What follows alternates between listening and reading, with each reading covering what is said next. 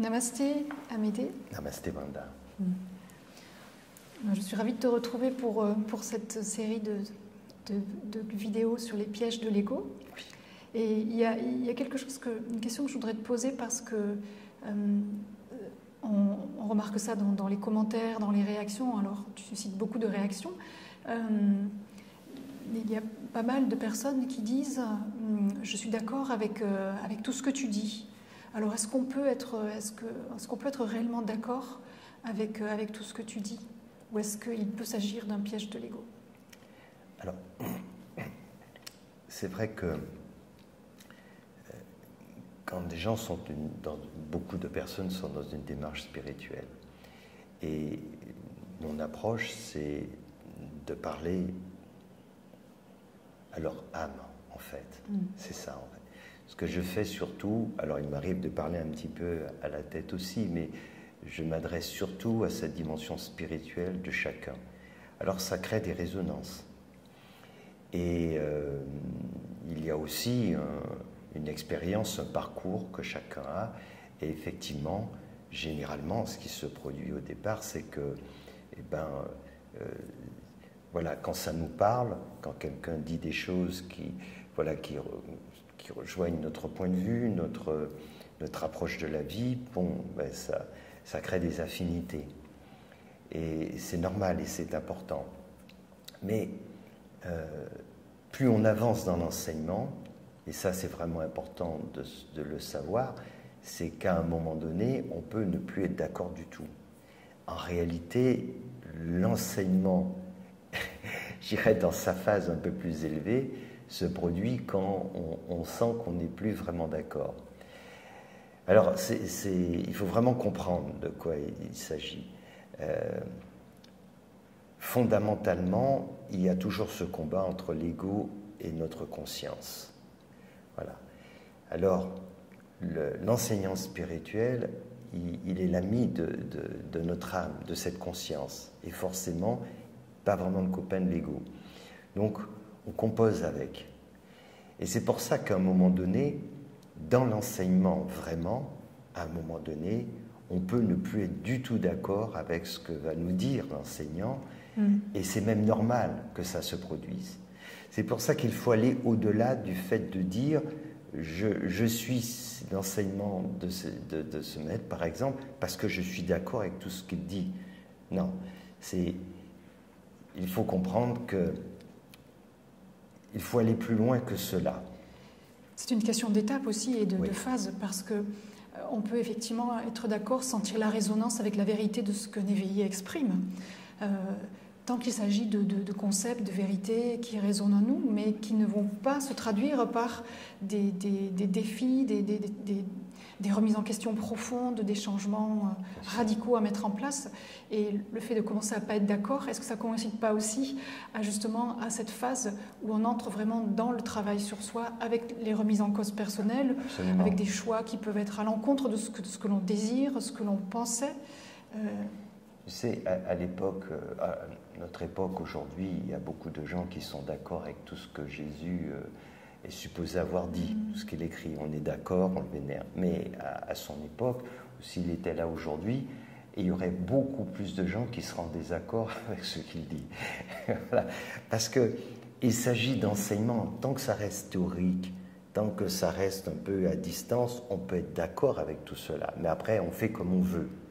Mais si on vient suivre un enseignement, on ne fait pas comme on veut. À un moment donné, il faut que les choses soient claires. Ou alors on reste à distance, on vit sa vie, on fait... Ça, c'est autre chose. Comme on le fait à travers les religions, on applique comme on veut tous ces préceptes et on peut être d'accord avec tout cela. Voilà. C'est pour ça que, au départ, je sais bien qu'il y a beaucoup de personnes qui... Et je le vois et souvent, c'est assez drôle parce que il y a ce côté je suis d'accord, mais je sais qu'à un moment donné, si la personne veut aller plus loin dans cet enseignement, je le vois dans l'instinct et je dis, tu sais, hein, il viendra un moment où tu ne seras plus du tout d'accord avec moi. Et donc, c'est quand cela se produit que beaucoup de gens s'en vont en pensant qu'ils ont raison, et puis d'autres qui auront fait un chemin plus conséquent vont réaliser que c'est maintenant que le travail commence, que c'est vraiment maintenant que ça se passe. Voilà. Alors, c'est pour ça qu'il faut bien comprendre que, au départ, on peut ressentir des choses ou ressentir vraiment un accord dans une approche, voilà, sur vraiment des valeurs, sur voilà, le sens profond des choses, etc. Tout ça, c'est OK. Et ça peut créer beaucoup d'affinité, de se sentir vraiment en accord avec toi. Mais quand on avance après, et si on ne reste pas tout seul dans son coin, dans son auto-évaluation, dans son auto-coaching, dans son auto-congratulation, et qu'on a quelqu'un qui est là quand même pour nous faire remarquer un certain nombre de choses, alors notre ego risque de réagir et on peut ne plus être d'accord du tout avec cette personne. D'autant qu'un éveillé peut aussi nous demander de prendre une direction qui va à l'encontre de nos propres valeurs. Tu as pris l'exemple de Jésus, quand il a demandé à un disciple de laisser l'enterrement, de ne pas aller enterrer, je crois que c'était son père. Il lui a dit « laisse les morts enterrer les morts ». Beaucoup, moi j'en fais partie, c'est quelque chose que je trouve extrêmement difficile comme choix, dans le sens où on est attaché à nos proches et renoncer à aller enterrer un être cher, c'est quelque chose, il faut vraiment avoir une confiance et une foi, donc on peut à ce moment-là être totalement en désaccord, et c'est même en violation d'une valeur qui peut sembler totalement légitime. 99,99% des gens seront en désaccord. Et ils auront toute raison de l'être. Enfin, je veux dire, ils vont tous dire, mais c'est normal, c'est pas comme ça. On va se dire, et d'abord, pourquoi? Qu'est-ce que ça empêcherait? Pourquoi? Parce qu'on ne comprend pas ce que cela veut dire. Et qu'on ne peut pas le comprendre. Car si on le comprend, ça reste au niveau mental. On va essayer de s'approprier. C'est pour ça qu'on cherche une stratégie. Quand tu donnes cet exemple, on va dire... OK, il n'y a pas de problème, mais voilà, j'ai des choses à finir avant. Ou alors on va négocier en disant OK, mais où on va? En réalité, quand l'autre le met dans cette situation, c'est pour que justement on soit perdu. Il veut créer cette fracture, cette rupture tout de suite. Parce que le plongeon, il faut le faire maintenant. Et si on est capable de le faire à ce moment-là, ça s'appelle l'abandon. On saute dans le vide et le maître nous rattrape. C'est ce qui se passe. Mais il faut s'abandonner. Mais là, en l'occurrence, la très grande majorité ne va pas s'abandonner. Donc il arrive à un moment donné où on ne sera pas du tout d'accord. Ce n'est pas une histoire de « on est tous d'accord, c'est super ». Ça ne se passe pas comme ça. Au départ, ça fonctionne. Mais ensuite, le travail, c'est justement de montrer tous ces changements qu'il va falloir faire. Et plus ça va être mis en lumière, plus ça risque de nous agacer. Et à un moment, on peut ne plus être d'accord du tout. Et on pourra trouver de bonnes raisons pour cela. Parce que comme tu le disais tout à l'heure, dans cet exemple, mais toute la société sera d'accord avec toi. Toute la société. Pour l'histoire d'Abraham, sacrifier son enfant, toute la société va dire c'est qui ce Dieu qui va te demander de tuer ton enfant? Toute la société.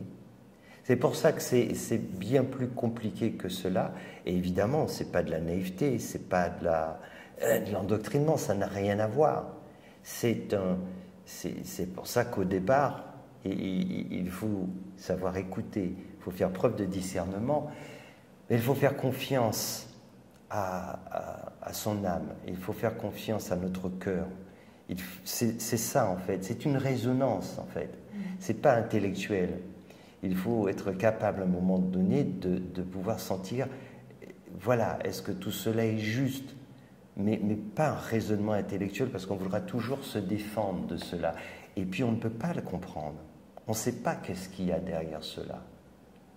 Donc, c'est pour ça que, certes, être d'accord, c'est une première étape, mais il faut bien comprendre que quand on va plus loin, dans un cheminement spirituel avec un maître, à un moment, on ne sera pas d'accord. Et c'est là que ça commence, et c'est là que c'est intéressant. C'est là qu'on commence vraiment à travailler. Et on peut ne pas être d'accord, mais du tout, et voire même trouver injuste. On peut vivre des tas de choses en se disant, mais c'est du grand n'importe quoi. C'est bon de le savoir à l'avance pour bien se préparer. Mais quand on n'est pas prêt, mais quand on n'est pas prêt à cela, alors c'est différent. Le maître sera toujours très gentil. Il ne fera jamais rien pour brusquer. Parce qu'il peut savoir que l'autre n'est pas prêt à vivre cet enseignement. Donc il n'y a pas question de faire des choses que non, mais on n'est pas prêt. Donc ce sera toujours adorable. Est-ce que ça va bien comme ça? Tu es sûr que ça pose un problème? Et puis finalement, ce mec qui va dire, tu sais, je suis d'accord avec toi. Je pense que tout ce que tu dis, c'est vraiment formidable. Merci en tout cas pour ces précisions, parce que je pense que ça va faire réfléchir et donner à méditer à beaucoup de chercheurs. Mais est-ce que tu es d'accord avec tout ce que j'ai dit? Non, pas du tout. Okay. On continuera la prochaine fois alors. Namasté. Namasté.